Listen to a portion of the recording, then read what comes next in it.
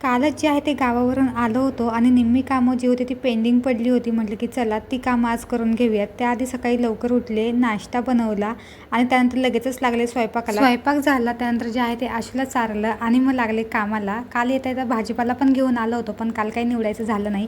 म्हटलं की चला वेळ आहे तोपर्यंत ते पण काम करून घेऊयात. आशूला बघत बघत भाजी निवडली आणि त्यासोबत जे आहे ते लसूण पण सोलून ठेवला. ही आधी कामं केली की निम्मा स्वयंपाक झाल्यासारखं वाटतं. काल सामानाची अनपॅकिंग केली होती, पण राहिलेल्या सामानाची म्हटलं की आज आपण अनपॅकिंग करूयात.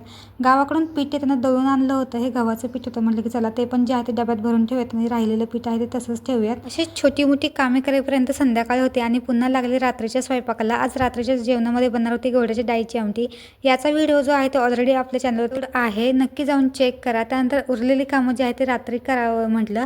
घरून आल्यानंतर जे बरेचसे कपडे होते ते धुवून टाकले होते. म्हटलं की चला त्याच्या जे आहे ते घड्या घालून ठेवू आणि असा केला दिवसाचा शेवट. भेटूया पुढच्या व्हिडिओमध्ये. बाय.